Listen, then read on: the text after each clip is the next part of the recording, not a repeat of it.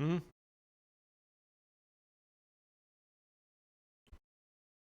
Hi, everyone. Welcome to SBR Sports Picks. His name is Jimmy the Bag. My name is Peter Loshak. This is the Loshak in the Bag show for Tuesday, March 13th. Sorry, we're a little bit late. Technical difficulties. You know, when you have a professional operation like this, there's a lot of wheels spinning all at once, and sometimes you run into some technical issues. Right, Jimmy the Bag? I mean, we're not just like pointing a handheld camcorder at us and pressing a button and clicking on, right, Jim? No, there's more than meets the eye. It's professional operation here, including professional handicapping analysis, right, Jim? That's right. Jim continues to chug along in NHL. I know he's up 38.9 units in NHL, which I believe is a high water mark for him. I'm not even keeping track of the high water marks. Is that your high water mark, Jim? It is. Unfucking real. And, on the small, tricky NBA card, just one play for Jimmy the Bag yesterday. Winner.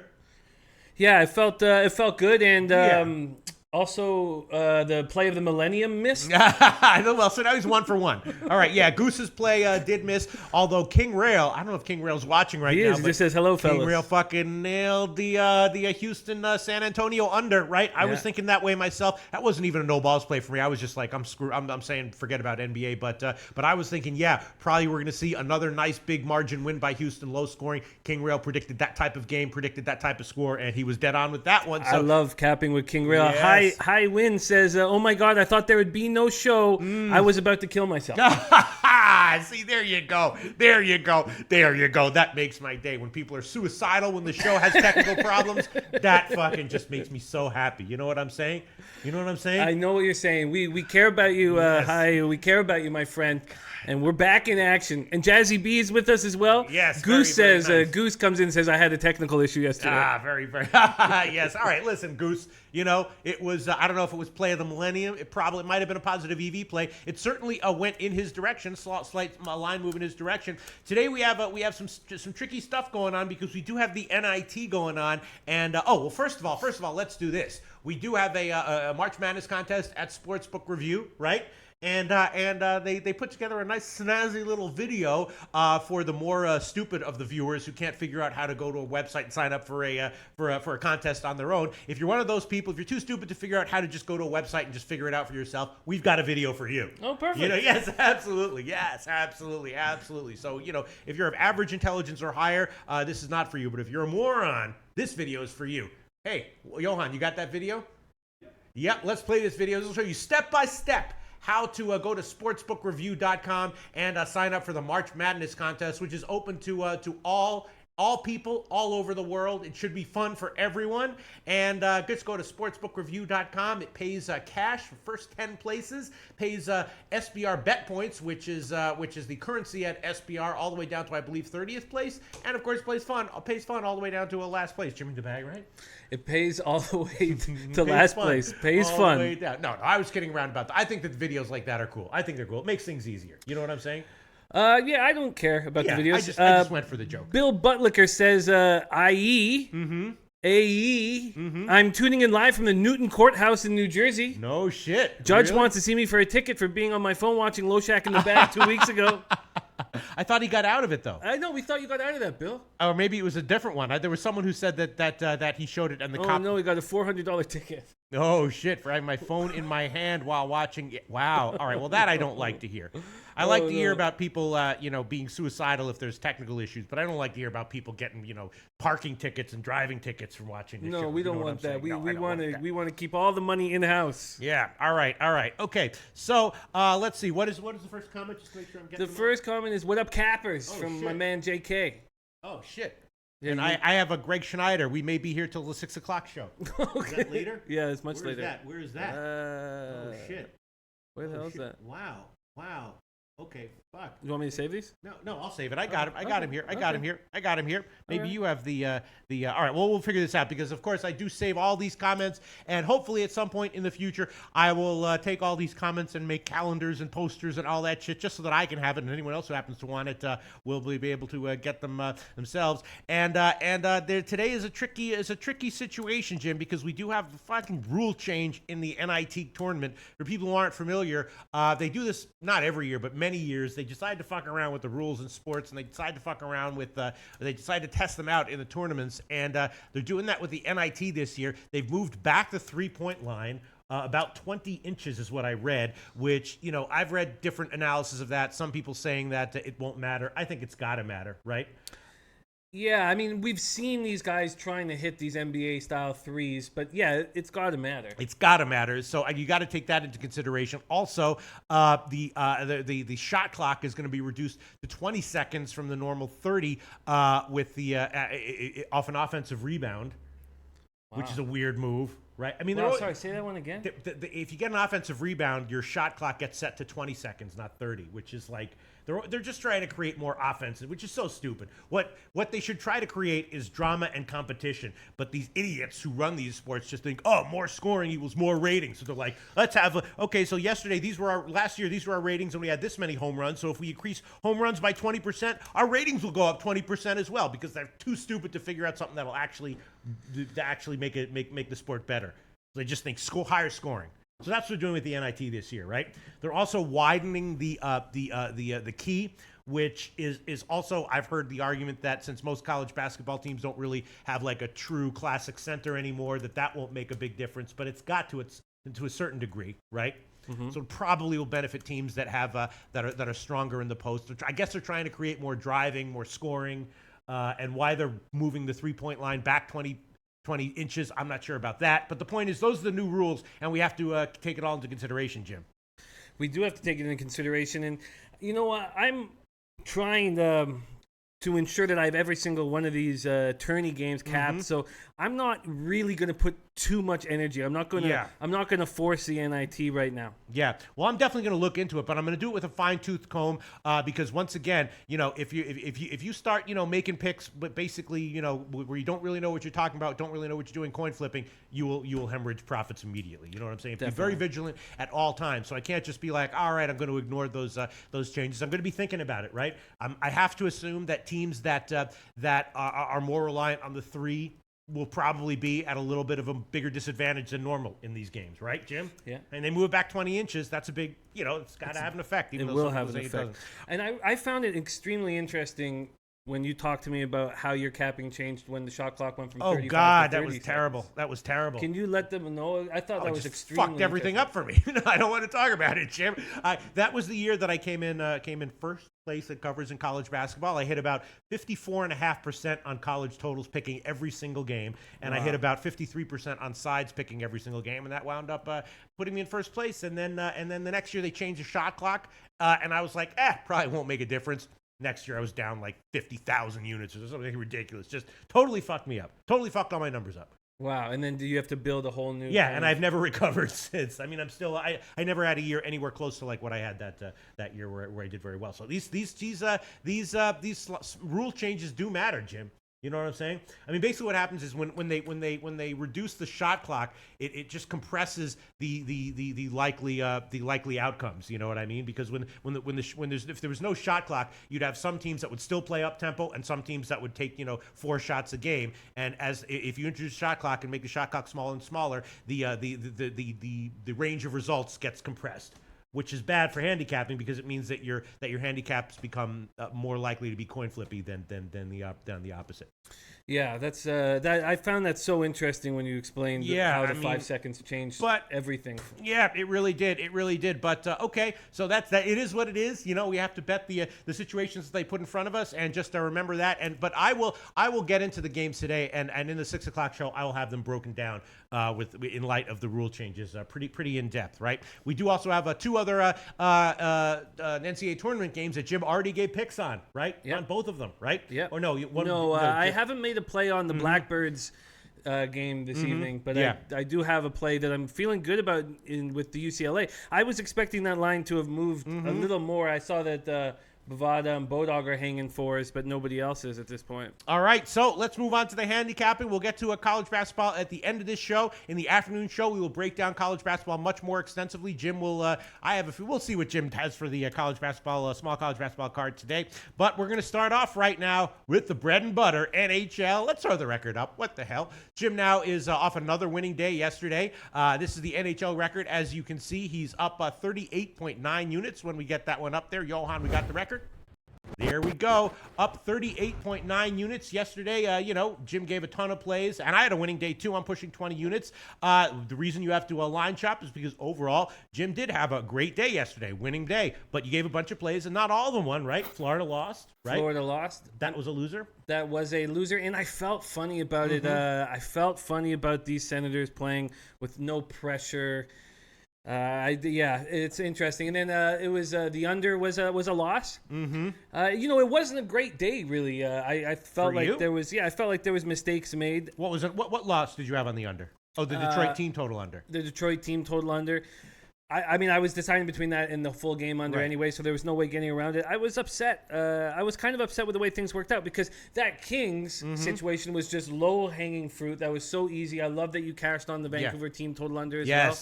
I thought the Sharks were, I thought the Ducks were going to step up against the St. Louis Blues, so I lost that play as well. Look at Jim, up 2.94 units yesterday, and he's a little bit disappointed with it, right? Well, it's just because it was one of those days that kind of went according to form. And when you're dealing with a day that goes according to form, you should have a profitable day. It's the days that are the wild volatility days that you're that you're supposed to lose with. But so that's why money management is important, because if you flat bet all of Jim's leans yesterday, you won 2.94 units. But if you went all in on Florida, you're bankrupt. You know what I'm saying? So despite the fact that Jim had a winning day, and I had a winning day too, and I wound up late throwing on 4 team totals that were my leans, and I said I just hope that I go 3-1, and I did. Went 3-1 in those team totals, and once again the Carolina won cash because it was a 3.5. Unreal. Yeah. So it was a good day for me. That Rangers play was so easy for us, and we all had it. I don't remember one person saying they were on the Canes. I just remember everybody talking about the Rangers and how it was someone a great in our chat said that he bet $10,000 on the Rangers. Well, it was a guy named Tony Soprano. I believe it. I believe it. I should have put it on there. I didn't have it. I did have I had the under in that game, which lost, but then I cashed for the Carolina team total under. I should have gone on that one. Speaking of the Senators game, Nostra Tota had the reverse puck line Senators minus 1.5. Wow. For a huge score. Wow. He's also going to be at the Habs game tonight. Nice. He went in and tried to figure out. He went downtown last night, tried to see if the Dallas Stars were partying in Montreal. God, looked into that. That's awesome. And he said the message this morning was, I guess, Seguin's new dime piece keeping a close track on him because he was not out at the strip clubs. He was not out partying last night. Oh, wow. Yeah, very, very nice. That can have an effect both ways. If your girlfriend is a partier, you'll go party with her. But if your girlfriend is not and looks down on that, looks askance on that, that'll affect you as well. All right, so let's get into the NHL card tonight. A bunch of the games did not have overnight lines, and I didn't have a chance to handicap them. But there's one play that I think is very solid. I bet it pretty big on the overnight line. I have a feeling Jim is going to agree with me on this one. Colorado's off a home win, but they've been worse on the road, and Minnesota has gotten beat down twice this year by Colorado. They're a good team at home. You know that they're thinking about revenge, even though it's just Colorado. They don't like the fact that they got beat down twice by Colorado. They got to be thinking that let's show them what we can do here at home for Minnesota. And it's not a huge line. If it loses, I'll be more than happy to eat it. Minnesota on the puck line, right, Jim? Yes, but no, I'm taking it. But I have a funny feeling about this as well. Really? The Wild just looked so lethargic in their 4-1 loss at Edmonton. So we're hoping that they're going to bounce back from a bad loss. They're going to have a revenge game. We're expecting a couple too many things for me to be really confident in this play. What I do like about it is that Varlamov is going to be back in goal. He's dealing with nonstop groin issues all season long. He could easily go down in the splits and get hurt again. Bernier was looking pretty good till he took that puck in the head. Avalanche coming off a 5-2 home win over the Coyotes on Saturday night. They're rolling. They're just straight rolling. So I am going to. You're right. They're not that good on the road. 12-16-6, but 5-1-4 over their past 10. That's my biggest concern is a one goal victory by the Wild. I do think Eric Stahl talked to great length yesterday about how they need revenge. They were destroyed 7-1 at the Pepsi Center. He says it's fresh in all of their memories. So yes, I'm going to take the puck line with the Wild, but I kind of have that feeling I had with the Senators last night. I'm not. This is the least confident I think I am of all of the plays I have in the NHL card tonight. All right. That's I guess kind of interesting. I'm just going to take him at on the -1 line, but I definitely bet that one and I got a good line on it. I think I got it at -170 or something like that. It's now jumped all the way up to -190. So you want that one, Jim? I'm on the puck line. Yes. All right, Jim's going to take the puck line right now. +165 is the best line at the Greek. I'm going to take the -1 line. -190 is the best line line at Bet Online, and again the puck line, best puck line here is plus 165, and that's at the Greek, and I'm happy. I bet it on the overnight line at minus 170. I thought it was a very solid play. I'm a little bit surprised to hear that you're not loving it, but I'm happy that you're taking it anyway. All right, other games that are very interesting. Again, yes, Dallas and Montreal. That is an interesting one. Montreal. Let's talk about that one. Montreal in a back-to-back, blown out at Columbus. Jimmy the Bag and I both had it, and someone asked us what they thought our best play of the day was yesterday, and we identified that one. Columbus on the puck line was the play with most value. Dallas, they lost at Pitt, and I don't know. Maybe Montreal here. Are they too big of an underdog? Well, I don't know. It's a tough game, Jim. It's a tough game. There's a couple things that I like. Now, I know that Nostra Tota likes the reverse puck line here again with the Habs, and he's going to be at the game. I think that, when you're from the area and you're going to be at the game and you're going to be drinking, I think that you want to cheer on your home squad. And I'm not saying that Nostra's on the wrong side here, but Radulov is about to play his first game in Montreal since turning down that Canadiens and signing with the Stars, 5-year, $31.25 million contract. Stars are without top goaltender Ben Bishop, and Kerry Lettinen has looked very good replacing him. 1-2-1 record, but 1.92 goals against average, .935 save percentage in March. Stars are 14-15-3 on the road, but the Habs are on the second half of a back-to-back, and I don't trust them to bounce back. They went 1-4-1 on their road trip. And it's hard to win games without your best three players, and that's what they're trying to do. They have Weber out for the season, Max Pacioretty with a knee injury, and Carey Price with a concussion. They've lost 5 games in a row, but 2 were in the extra period. Brendan Gallagher is playing very well. He's my favorite player in the NHL, leading scorer in Vancouver Giants history. Gallagher scored his 25th goal of the season. He's 4 goals, 2 assists in his past 6 games. Charlie Lindgren was in goal last night, so Niemi will be expected to start tonight. He's looked great. I'm so impressed with how he's looked. In his last 5 starts, allowed just 9 goals, .951 save percentage. I didn't make an official pick because I wanted more time to think on it and to talk about it, but I am definitely leaning to the Stars puck line, and I'm definitely leaning to the under, but I'm a little concerned about the juice that we get. What is the juice we get? I was thinking about the under as well, but before I do that, can I read some comments on the Wild game? Yeah. Not really very nice to be reading what I'm reading here. Jeremy M says, I have a feeling the Wild don't even get the win. G-Man Hag says, I'm taking Avs tonight.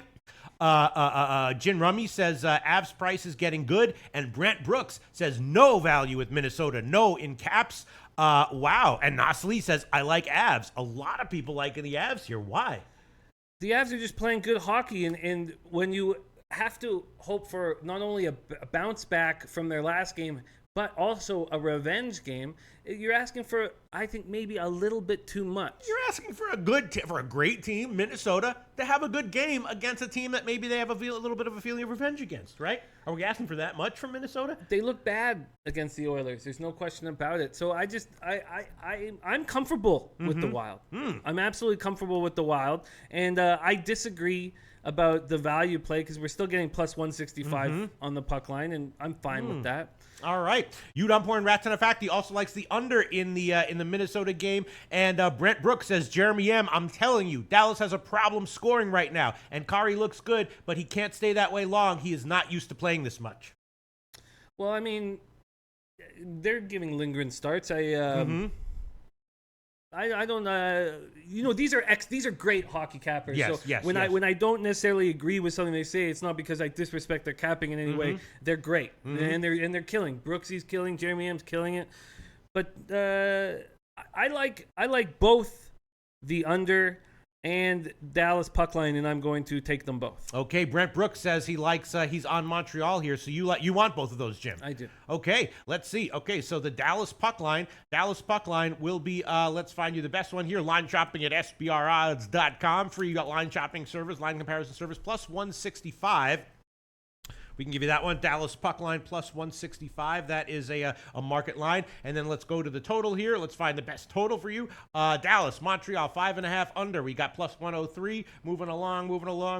Okay, plus 103 is what we can give. And the under, 5.5 plus 103. All right, Jimmy the Bag. I was thinking about the under as well on that one.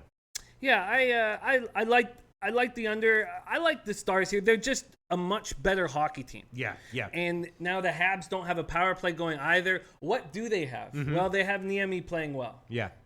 So I can see a 3-1 Dallas Stars win tonight. Right. And then I was thinking also about the Montreal team total under as well. Maybe I'll throw that one on the afternoon show. All right, now let's talk about Ottawa at Tampa Bay. Ottawa, of course, is on a back-to-back. Got a nice win as an underdog against Florida.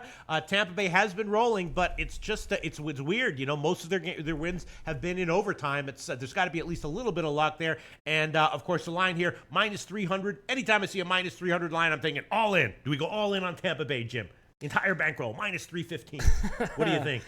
I'm uncomfortable. You're absolutely right with them squeaking by victories. Andrew McKinnis, the Ice Guy's coming and says, my Habs are complete shit right now, Jimmy. Happy to see you cashing tickets on the puck line against them, bro.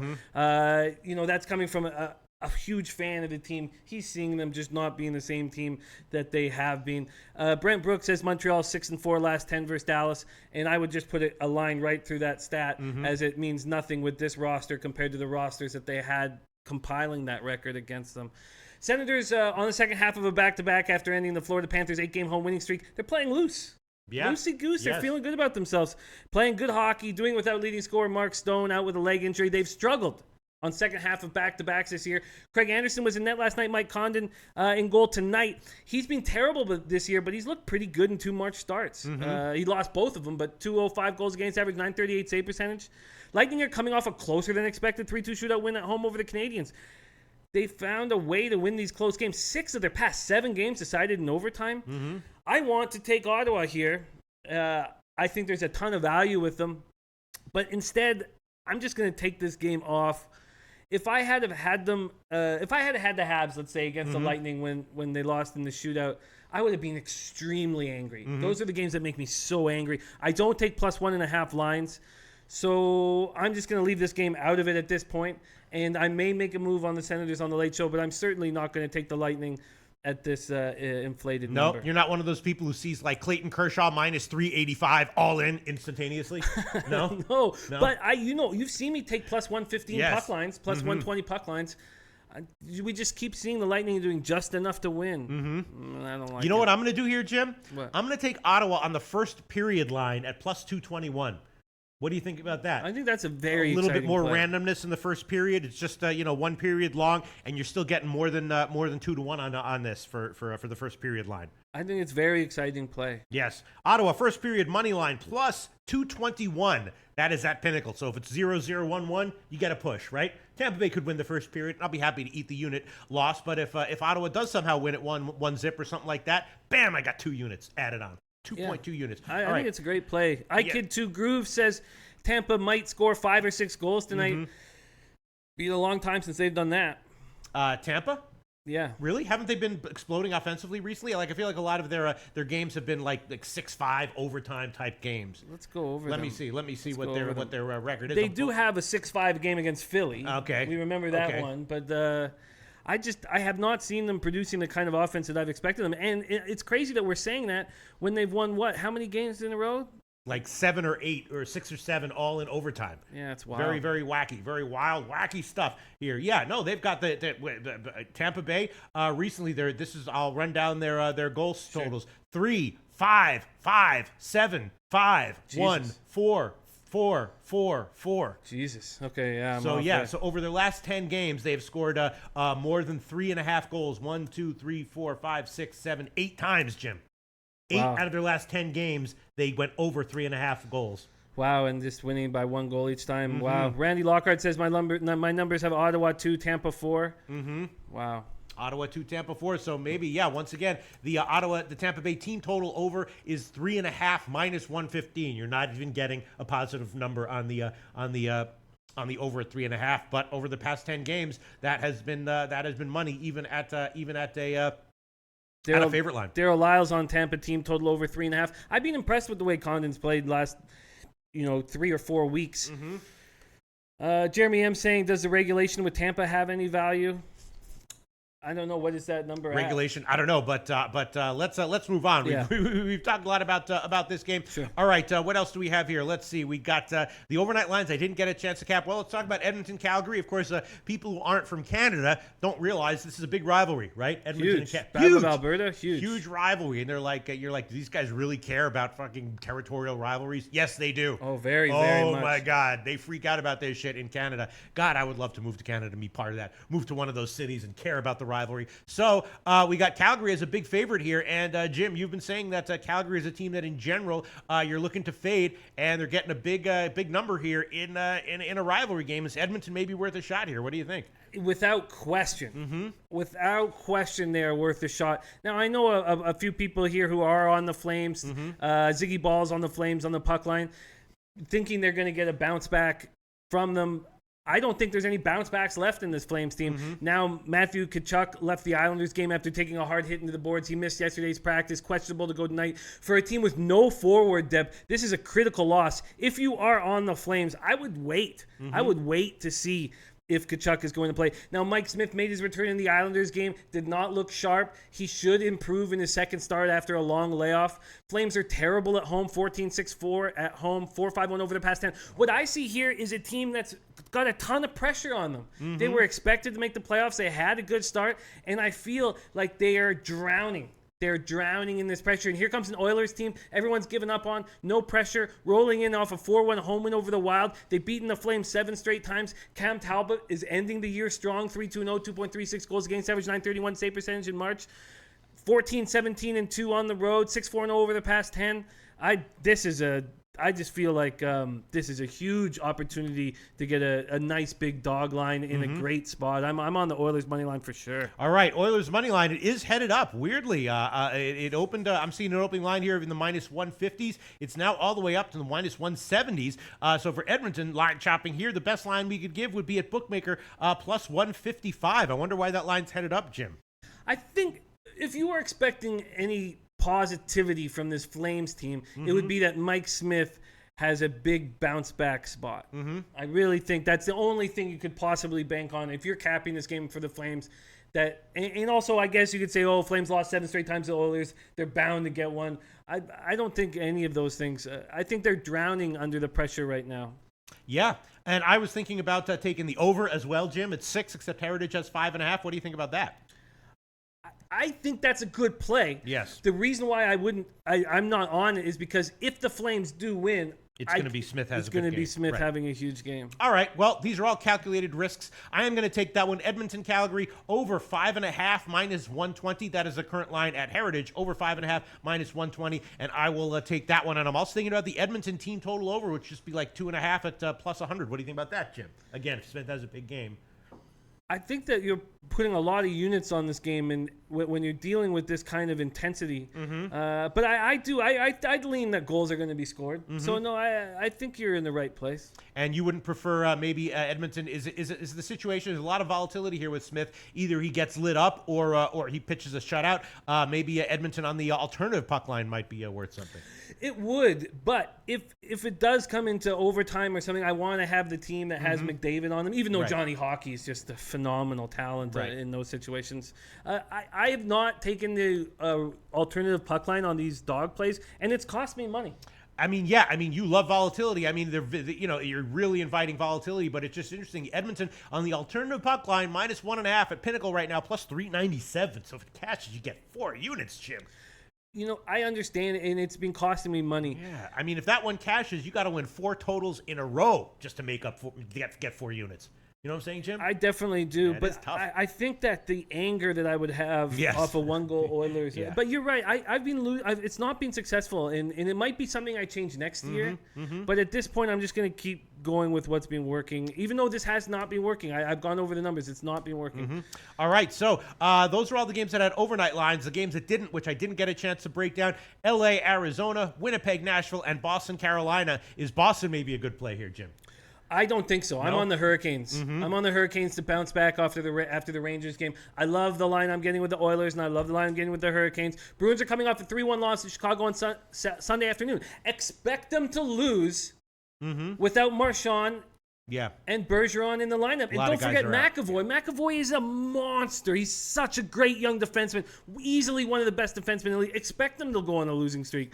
The loss to the Blackhawks ended Boston's 6-game winning streak, which began with an overtime win against Carolina. The Bruins have won both previous meetings with the Hurricanes. Also, they beat them 7-1 in Boston. I think this is a great bounce-back spot. We have talked to Marchand. Is just a phenomenal hockey player, NHL second star of the week. Now he's out of the lineup. They're getting David Backes back. He'll help in the corners, but will he help offensively? Hurricanes, Scott Darling looked terrible. Made 17 saves. Now I know 2 empty net goals inflated the score. Cam Ward's expected to be in net tonight. I love the Hurricanes here. I really do. I'm on them full game money line. Okay, let's find you the best line here for Carolina. Best line will be plus 120 at the Greek. We'll give you Carolina money line plus 120 at the Greek. Here's a nice comment. Look at this comment here from where the hell is it? Desi Lathan. This show, and with you guys, I must say we need to make this show a movie, LOL. Yes, the Loshak in the Bag movie. It would be fun as hell, Jim. I guarantee it would be a fun, funny movie. And what could it be about? Maybe a road trip to visit some posters or commenters or something like that who have a secret handicapping secret that they only want to tell us in person. Something like that. That wouldn't be bad, right? So yeah. we have to make a trip to like some remote spot in Edmonton, remote spot in Alberta to find the secret handicapping secret that's going to be handed down to us that can't be sent over the internet or even written down on paper. I love it. That would be awesome, right? And we have adventures and hijinks on the way into Canada. I love it. Banging Canadian chicks in Alberta, Edmonton.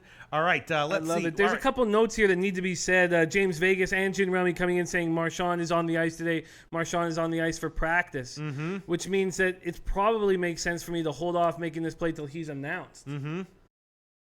So, but I mean, I've already made it here. But I bet you I get a better number on the Late Show. Yeah, so Greg Snyder beating Jimmy visit Mutt Beast, or maybe the guy we're visiting is it's got to be either Bill Buttlicker or Udamporn Ratanafakti. It's got to be Bill Buttlicker. Sure. Got to be Bill Buttlicker, or it could just be Big Dick Donnie. Yeah. The mythical Big Dick Donnie in Alaska, who actually does live in Alaska. Yeah. All right, so let's move on, Jim. What else? The other 2 games I didn't have a chance to look at. You have a pick on those, Jim? I do. I really think now I have to wait for the goalie announcement, but I'm going to take the Kings as long as Quick is in net. Now I did this last time that Jack Campbell was questionable whether he was going to play, and remember Campbell shut down Vegas for a 4-1 win, and Campbell I had to look him up. Get a better idea of who he is. He had average numbers this year with AHL's Ontario Reign. That's Ontario in California, not Ontario in Canada. He went 11-10 and won 2.83 goals against average, .912 save percentage. Looked great in his lone start. He was 11th overall pick by the Stars in 2010. He's got a lot of skill, but I want Quick to play back-to-back very much. Coyotes coming off a 1-0 shutout win over the Canucks on Sunday night, so Kemper will be getting his chance at his old squad because Ranta is dealing with a lower body injury. Coyotes are playing very well, 4-1-1 in their last 6 games, 10-3-2 past 15, 13-7-6 in 2018. Rick Tocchet dealing with an illness in the family, won't be coaching tonight. But I feel like this is a spot where the veterans step up. The veterans say, listen, we need this win or we're not going to be in the playoffs. Yes, these kids are playing well, but we have to shut them down. But I'm going to wait for a goalie announcement. And I'm not saying I won't take it if Campbell's in goal, but I do think that the Kings are going to squash the Coyotes in a low-scoring game. Okay, as of right now, the goalies are not confirmed for this game where I'm looking right now. So you want to wait until the 6 o'clock show? I do. The Jets-Predators game, you've loved the high-scoring battles. I think it's going to go under, and I was surprised to see that they're expecting it to go down. They're expecting it to be low scoring. So the under has a huge amount of juice. So I'm going to wait. I think people will put money on the over, and that line will get better.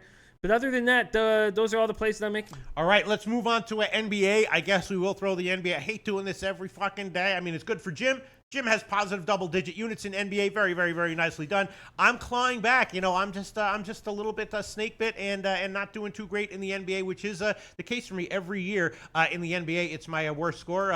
Johan, can we throw the NBA record up there? Yes. Okay, great. We're gonna do this for Jim. We're not doing it for me. I'm taking one for the team here so that we can show everyone. Jim's very nice record, plus 12.2 units. NBA very, very tough. A lot of commenters. Some handicappers just think the NBA should be ignored, and there's a good argument to be made for that. We got a massive card here, Jimmy the Bag. I don't even know where to start. I capped all the games that had overnight lines. Didn't look at the ones that didn't have overnight lines, and there's no play that I actually bet. I'm just going to watch the line moves and see what I think about. Toronto, obviously, they've been really rolling, not always covering, but usually. The Nets, though, losing, but actually covered 5 out of their last 7. Maybe the under. I don't know. What do you think about Toronto-Brooklyn? Is that an interesting game to you, Jim? It's a very interesting game. There's a ton of plays I like, and I'm uncomfortable with that. I feel all right. Why don't we start with the play that you're liking then? Sure, because that game reminds me of when they went into Detroit. Yes. So I'm very hesitant there. There's a ton of plays I like in this card. Really? A ton. Okay. Yeah, absolutely. Let's hit first one. I like the Pelicans to bounce back. I was hoping to get it earlier when the line was 4.5. No problem. I think this Hornets team is terrible. The Hornets snapped a 5-game losing streak with a 122-115 win at home over the Suns. They were up by 22 before they allowed the Suns to put up huge numbers in the second half. That was a Suns team that didn't have Devin Booker, TJ Warren, Josh Jackson playing. Their best 3 players. Cody Zeller's having pain in his knee. He's going to be out of the lineup. He helps them a lot.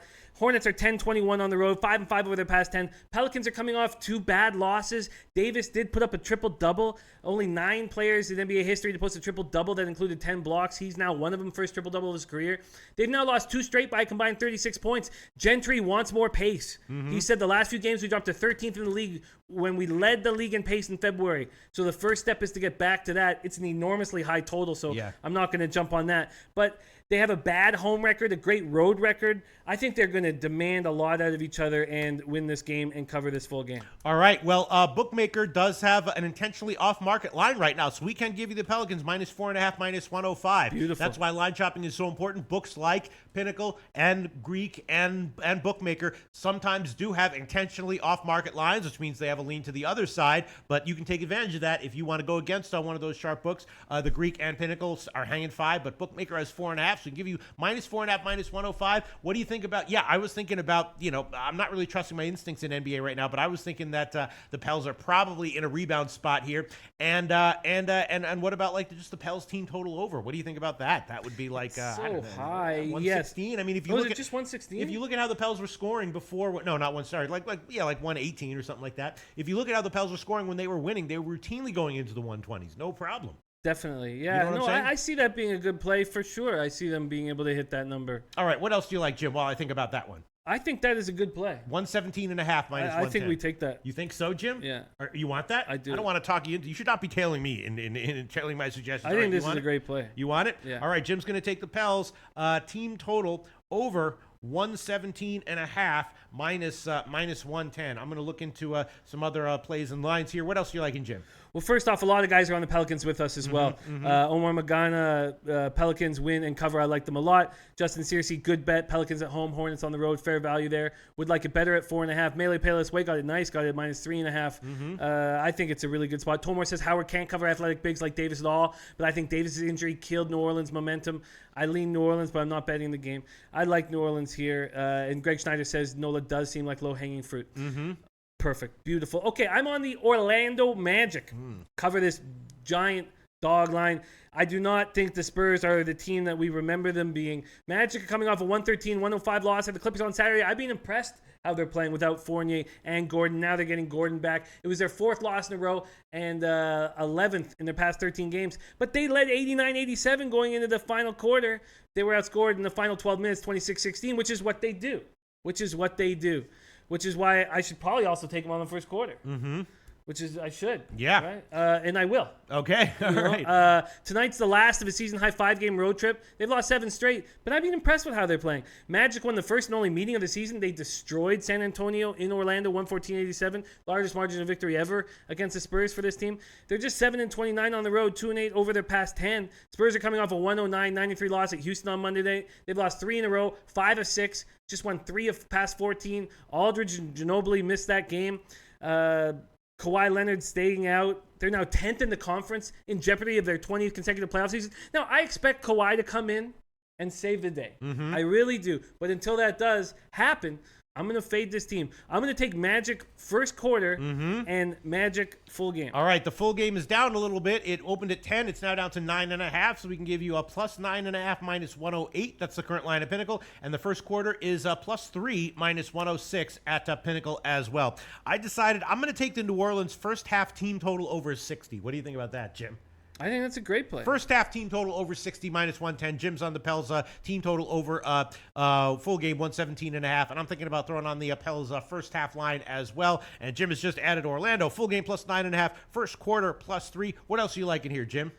As I'm telling you, I think the Utah Jazz are going to destroy the Pistons. I think, well, unless maybe I should take that. I think they're going to win by double digits. Okay.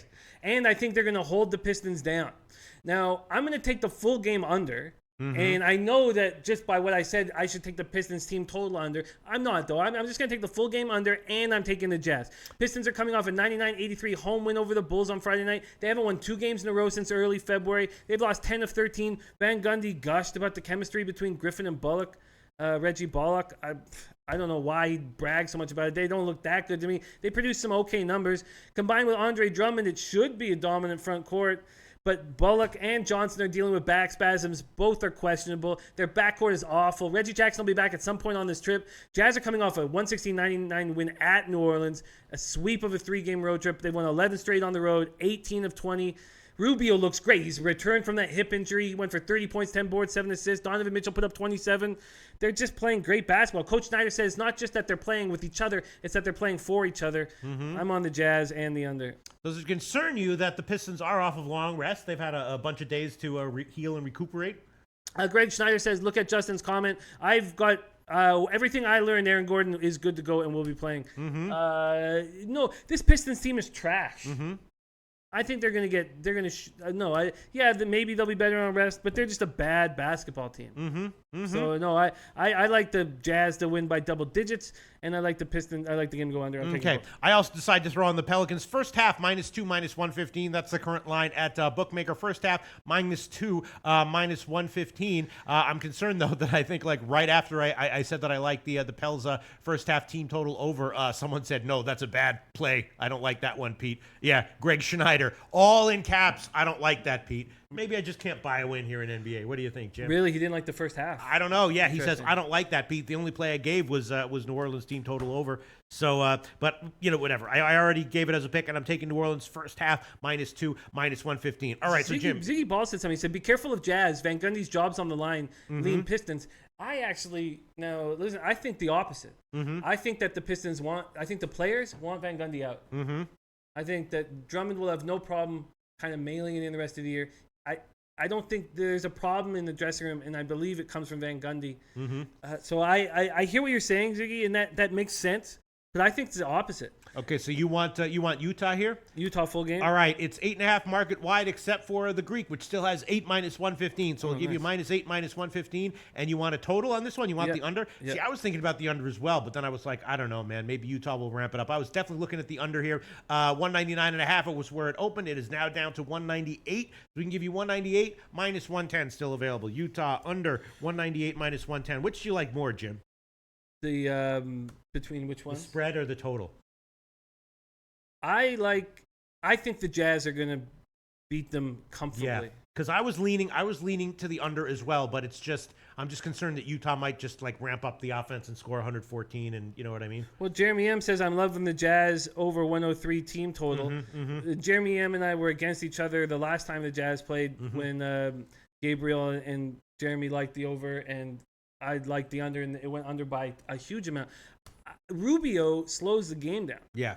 So I like both. And, I think you should trust your leans. Your leans are strong. Yes, I know. Let me look at my leans in NBA. Overall, my overall record is in the NBA is that's NHL. All right, I'll pull it up. Pull up the NBA card here. All right, what else are you liking, Jim? The Cavs game did not have an overnight line, so I did not have a chance to look at that one. But it's certainly an interesting. Is this a spot where the Cavs against a weak team can fucking get a margin win on the road? What do you think? They might, but I think there's going to be a ton of buckets. But then Smooth says, yeah, King, I like Cavs under, and that means that King Rail must have said, I like the Cavs under. I can't find that. Oh, here. It says Cavs have to tighten up defense. Braun will burn out if they don't. If you notice, he's not guarding the best player on the opposite team. I see Cavs stepping up on the defensive end and under 230. Mm-hmm. Wow, because I think there's going to be buckets. Now, I'm going to wait. Mm-hmm. I think I'm going to take the over on the late show, but I'm going to listen and think about what King and Smooth are saying and wait till the Suns announce who's going to be playing. Mm-hmm. I like the way the Suns are playing. And the Cavs were just bullied by Julius Randle, out-rebounded by 51-37. They lost badly to the Lakers. After a nice start with their new players, they've now lost 6 of 10. Now, may less, pay less weighs on the Cavs team total over. Greg Schneider says, agree. 230 is too many points. Jeremy M says, Jimmy was the next games decided to put up all those points he was talking about. I was talking about, we know what game I was talking about. It was All right, Jim, what do you want to do here? Do you want to give a pick on that game? No, I'm going to wait. All right, what else are you liking from the NBA card, Jim? I like, let me go down the list. Here you go. Baseball Bob says, Pete, go with leans. So while you're looking at that, I'm going to tell you what my leans record. Overall, my record in the picks I've given, as we know, minus 15 units. My leans up 25 units on my NBA card here. Up 25 units. That's incredible. You got to follow through. I know. I got to follow through, Jim. All right. I'll try to have some more balls going forward. All right, Jim. You have what great else leads. Yes, you have great insight. I think the Clippers have to smash the Bulls tonight. Mm-hmm. They have to. Mm-hmm. Because Thursday and Friday, they have a back-to-back with the Rockets and the Thunder. Mm-hmm. They have to win tonight. If they want to make the playoffs, they have to. Bulls are coming off a 129-122 road victory over a very short-handed Hawks squad. They've won 3 of 5 after a 5-game losing streak. After the league came down on the Bulls for resting healthy players, Robin Lopez starts, but he plays just 12 minutes a game, and he plays poorly. I really think the Clippers have to smash this Bulls team, but I'm a little uncomfortable with the line. What would I get right now on the Clippers full game? The Clippers full game on the spread. The Clippers full game on the spread. Let me find it. Minus 6.5. The Greek has 6. I like it. I'm curious to see what the chat thinks about that. I just think they have to win this game. Mm-hmm. Jeremy M says, yes, sir, I'm on the Clippers. Sean Glass says, Clippers over. Yeah, I was thinking about the over. I mean, it's kind of an obvious play, but we've seen what both these teams have been doing in terms of their, scoring and pace and everything.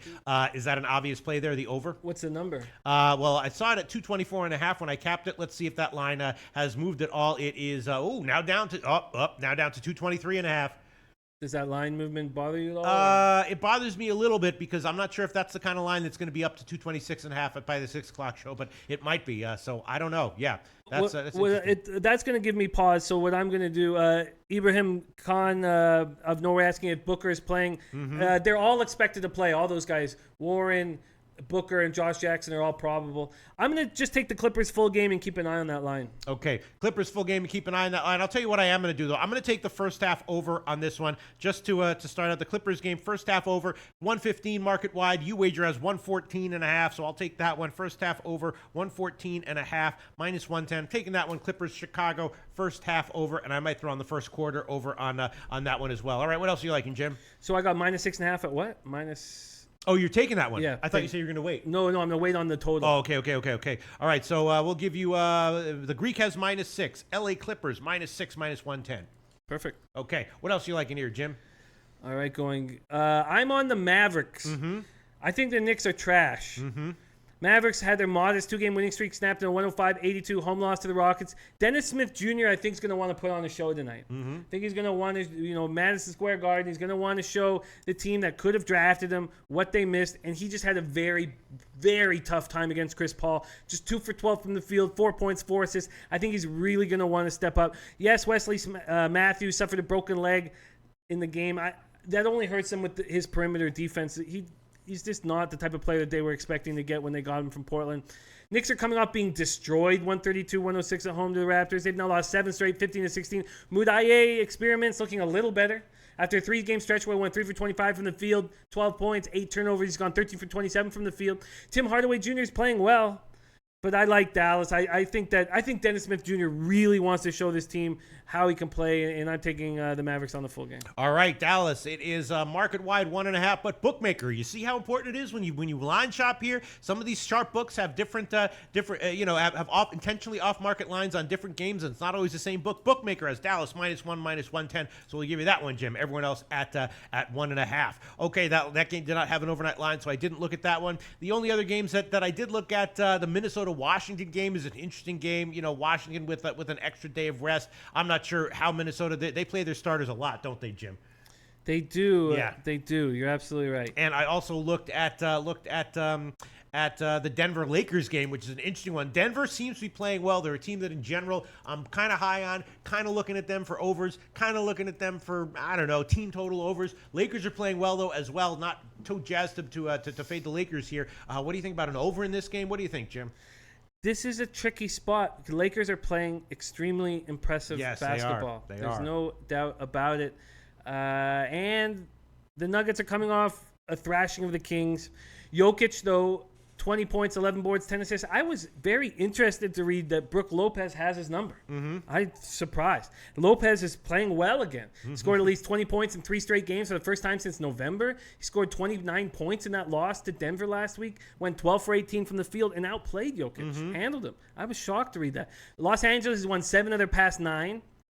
Nuggets won 2 in a row. Beat the Lakers 125-116. I think the Nuggets are going to be a good team moving forward, but these Lakers are dangerous. Yeah, they certainly are. They certainly are. All right, you want to make a play on this one, Jim? I don't. I'm uncomfortable. I'm going to keep studying it, but at this point, I don't want to do it. Okay, we got a lot of great comments coming in on handicapping all these up. Al Hard likes the over in the Lakers game. That's what I was thinking too. What is the number for that? I mean, the problem is it's one of those 230s, which is like, Jesus, that's a high total. You know what I'm saying? 230 is where it opened. Yeah, it's 230 and a half.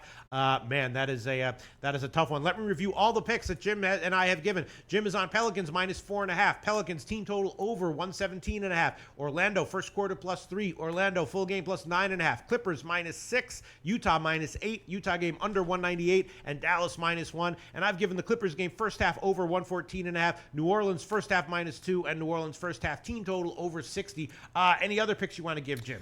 No, that's it. I may make a play on the Raptors game, but it's a tricky spot. Raptors are dominant right now, and they're destroying losing teams. 29-2 mark, very impressive. I just remember so clearly them not covering against these losing teams maybe 8-9 weeks ago, but that's obviously changed. The Raptors have won 16 straight against losing teams, 23 victories by at least 15 points. 13 of those are against losing teams. DeMar DeRozan, Kyle Lowry being resting through fourth quarters. They're in a great spot. Valanciunas, 7 straight games in double figures, going for their 7th straight road win. I mean, how many great stats does this team have? They're just playing great basketball. 9-1 over their past 10. You know, if they hadn't lost that one game, that one overtime game, they would have won 16 straight games right now. But that game against Brooklyn, at Brooklyn, they won barely. 114-113 is recent. D'Angelo Russell's playing well. You know, Nets are 4-16 when scoring fewer than 100 points. I think they're going to try to amp up the offense. Here we go. Nuke Suber is back. Nuke Suber says Pelicans, Clippers, Jazz first half, ship the cheese. All right. A lot of controversy though on this Lakers game. Here we go. King Rail says Lakers going to be in bully mode tonight. Lakers will win by 10. Someone else saying that Ziggy Ball says lean Lakers. They have revenge on Denver. Randall said I'm looking forward to this game. On the other hand, Sean Glass says Denver on the road, no brainer. And we also have a lot of people saying that they kind of like the over. Tomori Tomor though says I really like Denver here. Close to a must-win for them against the Lakers team that just had their biggest win of the year. Al Hard says over in the Lakers game, and a lot of people kind of leaning over and disagreement on the side here. Some strong opinions on both sides, Denver and the Lakers, and general leans to the over, which is what my lean would be as well. Yeah, it makes me want to not bet the game. It fills me with uncertainty. Yeah. All right, what else do you want to add, Jim? Well, the Thunder Hawks, very interesting spot. Another game that I'm uncomfortable with. I would love to take the Hawks here. I think fading the Thunder on the road has been very, very rewarding, richly rewarding. But these Hawks have a ton of injury problems. They're just a beat-up squad, and I think they just want to lose now. Starting point guard Dennis Schroeder has an elbow injury day-to-day.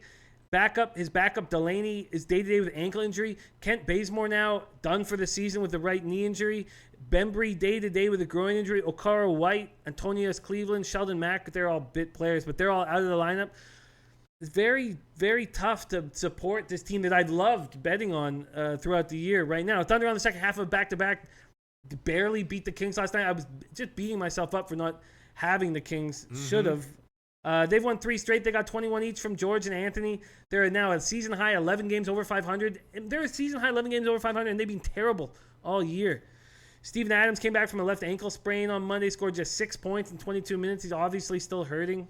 Everyone seems to be saying that the OKC game is a stay away game. See no comments on that except for comments saying stay away, stay away, stay away. All right. Any other picks you want to give, Jim? Or shall we wrap up the NBA segment here? I'm going to dig deeper into a lot of these games and hopefully have some plays. And I'm going to start, looking at the line movements by the 6 o'clock show to help me suss out what I want to do here and to shed some light on my actual picks. I'm going to save a lot of my NBA picks for the 6 o'clock show from now until the end of the regular season. Any other picks you want to give, Jim? That's interesting. Sean Glass saying you just named all points for Atlanta. Pick it under. Mm-hmm. That's interesting. Omar Magana, OKC wins. King Rail saying, and with all those injuries, OKC still can't cover. Mm-hmm. These are tough spots. I'm not going to make a play on this right now, but I like the moves I have, and I can understand people saying, especially Ziggy and guys saying that the Knicks this could be a nice bounce back spot for them. I truly see Dennis Smith taking over that game and showing the Madison Square Garden, showing New York what they missed. Okay, we will be back at 6 o'clock Eastern time, which is when we will get more in depth into the NIT games that are going tonight and review the line moves in the pro sports. And I will add some other picks that I think I'm going to give in the NBA. And just quickly taking a look at college basketball right now, Jim did already give. What did you give? Where is that pick Gave that you gave UCLA. today? Yeah. You gave UCLA at -3.5. And where the hell is that? I can't. Oh, wait a minute. Is that tonight? Yeah, there it is. Yeah. Okay, it's wow. It's actually now down to 3 at some places, Jim. Wow. Interesting. Some line movement favoring St. Bonaventure. Jim took UCLA at -3.5, and Jim also had a lean to LIU Brooklyn, and that line continues to go up. I was thinking LIU Brooklyn might be a good bet at +4. Yesterday it was 4.5. Now it's up to 5. Even some 5.5s. Heritage and Bookmaker. Yeah, I was reading some of the chat with the guys I run with, and they were saying they think Radford could crush this Brooklyn Blackbird team. All right, well, that game starts at 6:40 Eastern time, so we don't have to make a decision on that one. It'll be interesting to see where the line move. We'll see what that line is at tip-off because it will come in the middle of the 6 o'clock show. I might throw on LIU Brooklyn as a late play, but as of right now, I'm watching and waiting. And once again, I will get deep into the NIT games with the rule changes and see which teams might. I have a feeling that there might be the rule changes will confer more value to the totals than they will to the sides. As always, motivation is a huge factor in the minor tournaments. Some teams care about it. Some teams are just pissed that they didn't get to the big dance and maybe feel slighted. And so home court advantage is huge. Motivation is huge, and the rule changes for the NIT are now going to be a big factor. And we'll analyze all of that at 6 o'clock Eastern time. Jimmy the Bag. Sounds good. All right, we'll see you at 6 o'clock Eastern time tonight.